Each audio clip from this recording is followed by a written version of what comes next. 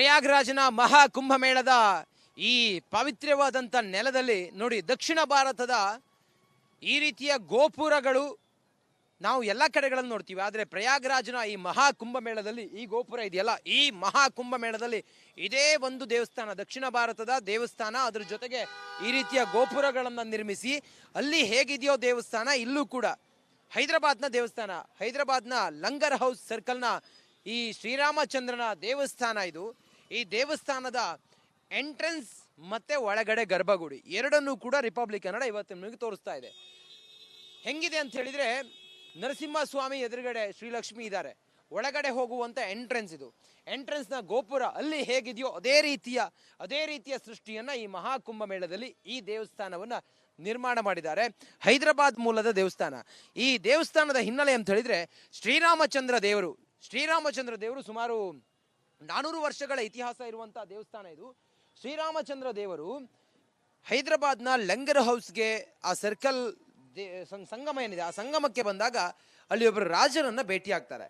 ರಾಜರನ್ನ ಭೇಟಿಯಾದಂಥ ಸಮಯದಲ್ಲಿ ಶ್ರೀರಾಮಚಂದ್ರನ ಬಂದ ನೆನಪಿಗಾಗಿ, ಇತಿಹಾಸಕ್ಕಾಗಿ, ಗತವೈಭವಕ್ಕಾಗಿ ಈ ದೇವಸ್ಥಾನವನ್ನ ಸುಮಾರು 400 ವರ್ಷಗಳ ಇತಿಹಾಸ ಇರುವಂಥ ಈ ದೇವಸ್ಥಾನವನ್ನ ಅಲ್ಲಿ ಪೂಜೆ ಮಾಡಿಕೊಂಡು ಬರುತ್ತಿದ್ದಾರೆ.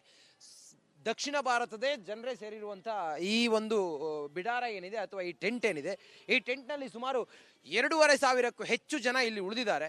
ಅದ್ರ ಜೊತೆಗೆ ಸುಮಾರು 10,000ಕ್ಕೂ ಹೆಚ್ಚು ಜನರಿಗೆ ಇಲ್ಲಿ ಪ್ರಸಾದದ ವಿತರಣೆ 3 ಹೊತ್ತು ಕೂಡ ನಡೆಯುತ್ತೆ. ಅದ್ರ ಜೊತೆಗೆ ವಿಶೇಷ ಪೂಜೆ ಪುನಸ್ಕಾರಗಳು ನಡೆಯುತ್ತೆ, ಭಗವದ್ಗೀತೆಯ ಪಠಣ ನಡೆಯುತ್ತೆ, ವಿಶೇಷವಾದಂಥ ಹೋಮ ಹವನಗಳೆಲ್ಲವೂ ಕೂಡ ನಡೆಯುತ್ತೆ. ನೋಡಿ, ಪ್ರತಿದಿನವೂ ಕೂಡ ಇಲ್ಲಿ ವಿಶೇಷವಾಗಿ ನಡೆಯುವಂಥ ಹೋಮ ಹವನಗಳ ಜೊತೆಗೆ ಇಲ್ಲಿ ಮಂತ್ರ ಪಠಣೆ, ಚಿಕ್ಕ ಮಕ್ಕಳಿಗೆ ಇಲ್ಲಿ ವೇದ ಪಾರಾಯಣ, ಅದೆಲ್ಲವೂ ಕೂಡ ಈ ಒಂದು ಹೈದರಾಬಾದ್ನ ಲಂಗರ್ ಹೌಸ್ನ ಶ್ರೀರಾಮಚಂದ್ರನ ಭವ್ಯವಾದಂಥ ಈ ದೇವಸ್ಥಾನದಲ್ಲಿ ನಡೆಯುತ್ತೆ. ಮಠ ಮಾನ್ಯಗಳ ಸಾಧು ಸಂತರು ಕೂಡ ಇಲ್ಲಿ ತಂಗುತ್ತಾರೆ.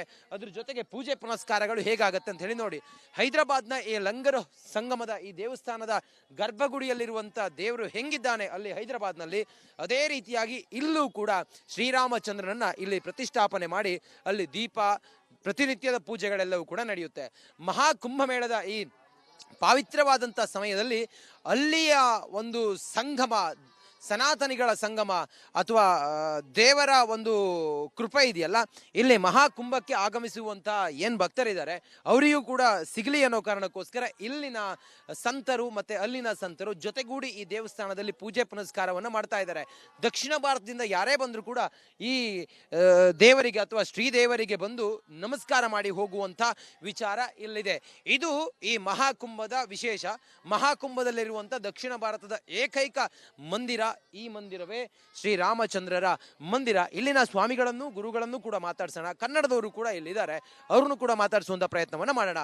ಕ್ಯಾಮ್ರಾ ಪರ್ಸನ್ ಕೃಷ್ಣ ಜೊತೆ ನಾನು ರಂಜಿತ್ ಶ್ರೀಯಾರ್, ರಿಪಬ್ಲಿಕ್ ಕನ್ನಡ, ಪ್ರಯಾಗ್ರಾಜ್ನಿಂದ ಕುಂಭಮೇಳಕ್ಕಾಗಿ. ನಮಸ್ಕಾರ. ಪ್ರಯಾಗ್ರಾಜ್ನ ಮಹಾ ಕುಂಭಮೇಳದ ಈ ಪವಿತ್ರವಾದಂಥ ನೆಲದಲ್ಲಿ ನೋಡಿ, ದಕ್ಷಿಣ ಭಾರತದ ಈ ರೀತಿಯ ಗೋಪುರಗಳು ನಾವು ಎಲ್ಲ ಕಡೆಗಳನ್ನು ನೋಡ್ತೀವಿ. ಆದರೆ ಪ್ರಯಾಗ್ರಾಜ್ನ ಈ ಮಹಾ ಕುಂಭಮೇಳದಲ್ಲಿ ಈ ಗೋಪುರ ಇದೆಯಲ್ಲ, ಈ ಮಹಾ ಕುಂಭಮೇಳದಲ್ಲಿ ಇದೇ ಒಂದು ದೇವಸ್ಥಾನ, ದಕ್ಷಿಣ ಭಾರತದ ದೇವಸ್ಥಾನ, ಅದ್ರ ಜೊತೆಗೆ ಈ ರೀತಿಯ ಗೋಪುರಗಳನ್ನು ನಿರ್ಮಿಸಿ ಅಲ್ಲಿ ಹೇಗಿದೆಯೋ ದೇವಸ್ಥಾನ, ಇಲ್ಲೂ ಕೂಡ ಹೈದರಾಬಾದ್ನ ದೇವಸ್ಥಾನ, ಹೈದರಾಬಾದ್ನ ಲಂಗರ್ ಹೌಸ್ ಸರ್ಕಲ್ನ ಈ ಶ್ರೀರಾಮಚಂದ್ರನ ದೇವಸ್ಥಾನ ಇದು.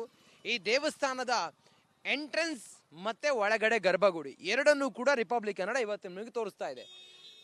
ಹೆಂಗಿದೆ ಅಂತ ಹೇಳಿದ್ರೆ, ನರಸಿಂಹಸ್ವಾಮಿ ಎದುರುಗಡೆ ಶ್ರೀಲಕ್ಷ್ಮಿ ಇದ್ದಾರೆ, ಒಳಗಡೆ ಹೋಗುವಂತ ಎಂಟ್ರೆನ್ಸ್ ಇದು. ಎಂಟ್ರೆನ್ಸ್ನ ಗೋಪುರ ಅಲ್ಲಿ ಹೇಗಿದೆಯೋ ಅದೇ ರೀತಿಯ ಸೃಷ್ಟಿಯನ್ನ ಈ ಮಹಾಕುಂಭ ಮೇಳದಲ್ಲಿ ಈ ದೇವಸ್ಥಾನವನ್ನ ನಿರ್ಮಾಣ ಮಾಡಿದ್ದಾರೆ. ಹೈದರಾಬಾದ್ ಮೂಲದ ದೇವಸ್ಥಾನ. ಈ ದೇವಸ್ಥಾನದ ಹಿನ್ನೆಲೆ ಅಂತ ಹೇಳಿದ್ರೆ, ಶ್ರೀರಾಮಚಂದ್ರ ದೇವರು ಸುಮಾರು 400 ವರ್ಷಗಳ ಇತಿಹಾಸ ಇರುವಂತಹ ದೇವಸ್ಥಾನ ಇದು. ಶ್ರೀರಾಮಚಂದ್ರ ದೇವರು ಹೈದರಾಬಾದ್ನ ಲಂಗರ್ ಹೌಸ್ಗೆ ಆ ಸರ್ಕಲ್ ಸಂಗಮ ಏನಿದೆ, ಆ ಸಂಗಮಕ್ಕೆ ಬಂದಾಗ ಅಲ್ಲಿ ಒಬ್ಬರು ರಾಜರನ್ನ ಭೇಟಿಯಾಗ್ತಾರೆ. ರಾಜರನ್ನ ಭೇಟಿಯಾದಂಥ ಸಮಯದಲ್ಲಿ ಶ್ರೀರಾಮಚಂದ್ರನ ಬಂದ ನೆನಪಿಗಾಗಿ, ಇತಿಹಾಸಕ್ಕಾಗಿ, ಗತವೈಭವಕ್ಕಾಗಿ ಈ ದೇವಸ್ಥಾನವನ್ನ ಸುಮಾರು 400 ವರ್ಷಗಳ ಇತಿಹಾಸ ಇರುವಂಥ ಈ ದೇವಸ್ಥಾನವನ್ನ ಅಲ್ಲಿ ಪೂಜೆ ಮಾಡಿಕೊಂಡು ಬರುತ್ತಿದ್ದಾರೆ. ದಕ್ಷಿಣ ಭಾರತದೇ ಜನರೇ ಸೇರಿರುವಂಥ ಈ ಒಂದು ಬಿಡಾರ ಏನಿದೆ ಅಥವಾ ಈ ಟೆಂಟ್ ಏನಿದೆ, ಈ ಟೆಂಟ್ನಲ್ಲಿ ಸುಮಾರು 2,500ಕ್ಕೂ ಹೆಚ್ಚು ಜನ ಇಲ್ಲಿ ಉಳಿದಿದ್ದಾರೆ. ಅದ್ರ ಜೊತೆಗೆ ಸುಮಾರು 10,000ಕ್ಕೂ ಹೆಚ್ಚು ಜನರಿಗೆ ಇಲ್ಲಿ ಪ್ರಸಾದದ ವಿತರಣೆ 3 ಹೊತ್ತು ಕೂಡ ನಡೆಯುತ್ತೆ. ಅದ್ರ ಜೊತೆಗೆ ವಿಶೇಷ ಪೂಜೆ ಪುನಸ್ಕಾರಗಳು ನಡೆಯುತ್ತೆ, ಭಗವದ್ಗೀತೆಯ ಪಠಣ ನಡೆಯುತ್ತೆ, ವಿಶೇಷವಾದಂಥ ಹೋಮ ಹವನಗಳೆಲ್ಲವೂ ಕೂಡ ನಡೆಯುತ್ತೆ.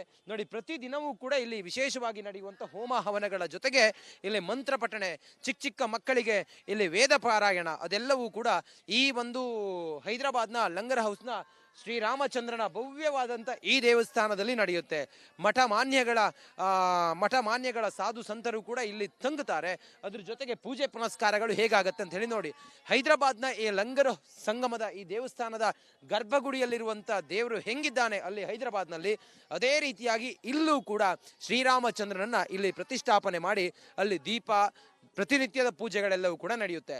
ಮಹಾಕುಂಭಮೇಳದ ಈ ಪಾವಿತ್ರವಾದಂಥ ಸಮಯದಲ್ಲಿ ಅಲ್ಲಿಯ ಒಂದು ಸಂಗಮ, ಸನಾತನಿಗಳ ಸಂಗಮ ಅಥವಾ ದೇವರ ಒಂದು ಕೃಪೆ ಇದೆಯಲ್ಲ, ಇಲ್ಲಿ ಮಹಾಕುಂಭಕ್ಕೆ ಆಗಮಿಸುವಂಥ ಏನು ಭಕ್ತರಿದ್ದಾರೆ ಅವರಿಗೂ ಕೂಡ ಸಿಗಲಿ ಅನ್ನೋ ಕಾರಣಕ್ಕೋಸ್ಕರ ಇಲ್ಲಿನ ಸಂತರು ಮತ್ತು ಅಲ್ಲಿನ ಸಂತರು ಜೊತೆಗೂಡಿ ಈ ದೇವಸ್ಥಾನದಲ್ಲಿ ಪೂಜೆ ಪುನಸ್ಕಾರವನ್ನು ಮಾಡ್ತಾ ಇದ್ದಾರೆ. ದಕ್ಷಿಣ ಭಾರತದಿಂದ ಯಾರೇ ಬಂದರೂ ಕೂಡ ಈ ದೇವರಿಗೆ ಅಥವಾ ಶ್ರೀದೇವರಿಗೆ ಬಂದು ನಮಸ್ಕಾರ ಮಾಡಿ ಹೋಗುವಂಥ ವಿಚಾರ ಇಲ್ಲಿದೆ. ಇದು ಈ ಮಹಾಕುಂಭದ ವಿಶೇಷ. ಮಹಾಕುಂಭದಲ್ಲಿರುವಂಥ ದಕ್ಷಿಣ ಭಾರತದ ಏಕೈಕ ಮಂದಿರ ಈ ಮಂದಿರವೇ ಶ್ರೀರಾಮಚಂದ್ರರ ಮಂದಿರ. ಇಲ್ಲಿನ ಸ್ವಾಮಿಗಳನ್ನು ಗುರುಗಳನ್ನು ಕೂಡ ಮಾತಾಡ್ಸೋಣ. ಕನ್ನಡದವರು ಕೂಡ ಇಲ್ಲಿದ್ದಾರೆ, ಅವ್ರನ್ನು ಕೂಡ ಮಾತಾಡಿಸುವಂಥ ಪ್ರಯತ್ನವನ್ನು ಮಾಡೋಣ. ಕ್ಯಾಮ್ರಾ ಪರ್ಸನ್ ಕೃಷ್ಣ ಜೊತೆ ನಾನು ರಂಜಿತ್ ಶ್ರೀಯಾರ್, ರಿಪಬ್ಲಿಕ್ ಕನ್ನಡ, ಪ್ರಯಾಗ್ರಾಜ್ನಿಂದ ಕುಂಭಮೇಳಕ್ಕಾಗಿ.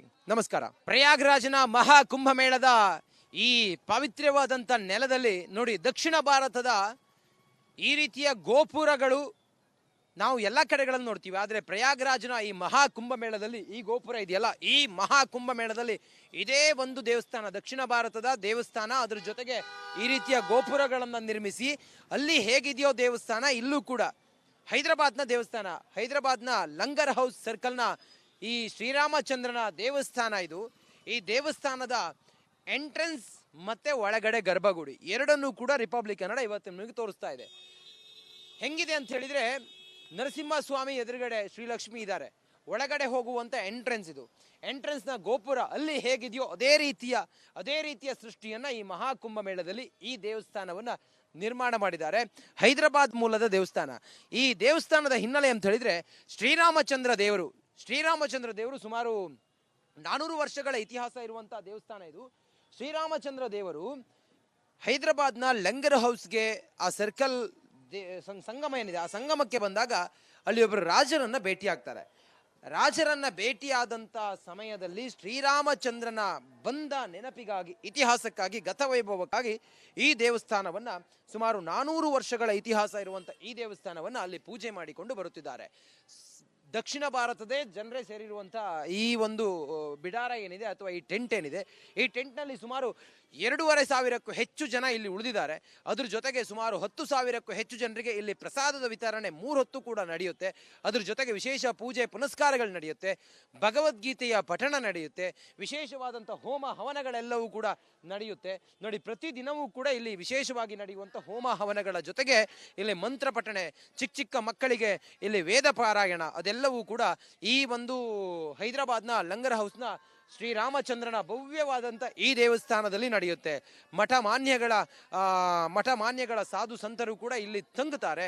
ಅದ್ರ ಜೊತೆಗೆ ಪೂಜೆ ಪುನಸ್ಕಾರಗಳು ಹೇಗಾಗತ್ತೆ ಅಂತ ಹೇಳಿ ನೋಡಿ, ಹೈದರಾಬಾದ್ನ ಈ ಲಂಗರ್ ಸಂಗಮದ ಈ ದೇವಸ್ಥಾನದ ಗರ್ಭಗುಡಿಯಲ್ಲಿರುವಂಥ ದೇವರು ಹೆಂಗಿದ್ದಾನೆ ಅಲ್ಲಿ ಹೈದರಾಬಾದ್ನಲ್ಲಿ, ಅದೇ ರೀತಿಯಾಗಿ ಇಲ್ಲೂ ಕೂಡ ಶ್ರೀರಾಮಚಂದ್ರನನ್ನ ಇಲ್ಲಿ ಪ್ರತಿಷ್ಠಾಪನೆ ಮಾಡಿ ಅಲ್ಲಿ ದೀಪ, ಪ್ರತಿನಿತ್ಯದ ಪೂಜೆಗಳೆಲ್ಲವೂ ಕೂಡ ನಡೆಯುತ್ತೆ.